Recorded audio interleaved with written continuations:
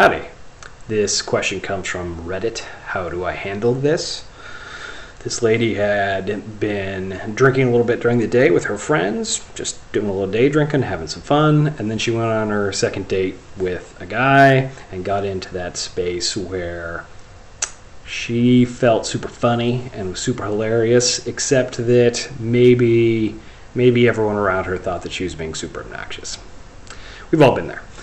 So she has reached out to him subsequently, and he turns out to still be open to seeing her again. He's concerned about the drinking, would like to see her maybe in a less drinky context, but still totally wants to see her again. In this update here, he just needs to wait till next week, or has suggested he needs to wait till next week. And so she's concerned if that's a bad sign or what to think about that, and she thinks maybe she's messed this up. So 3 things, just to chip in. You don't want to get super in your head about it, because best case, it doesn't mean anything. It's just he really does just not have time until next week. And showing up all super nervous about what every little thing means is not going to be a good headspace for you. Or it does mean something maybe, but he's already said yes, so he hasn't shut the door on you. So maybe he is keeping you, maybe he is gun shy, maybe he's keeping you arm's length a little bit, but showing up again all super nervous isn't going to help that situation either. Don't worry about a delay for next week until it becomes a trend. Right? If he starts canceling on you, rescheduling on you, not replying to you, then sure, yeah, he's maybe checked out.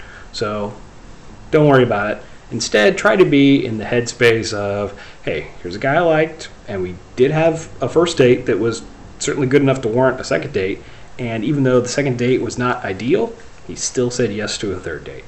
So you like this guy, you kind of want to get to know this guy better, you want to hang out with this guy, stay in that headspace. It's going to be much better for you.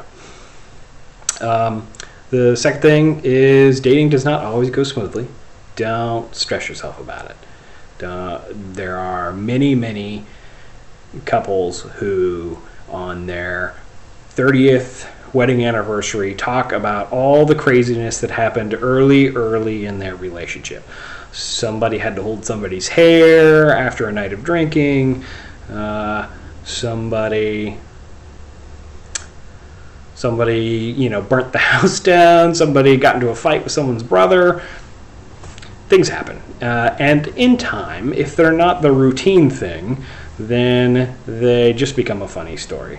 And that's kind of the second point, is that you are going to have to either stay sober or really make sure that if you are drinking, that you maintain for a number of dates so that he kind of gets it in his head that second date, that was really a fluke. He's going to be kind of gun shy if he discovers that on date 6 or date 10 you do exactly the same thing. His attitude about your drinking is going to be different. Instead of saying, oh, well, that was a one-time thing, no big deal, it is going to become ooh, I don't want to hang out with you unless you solve your drinking thing. You probably don't want that.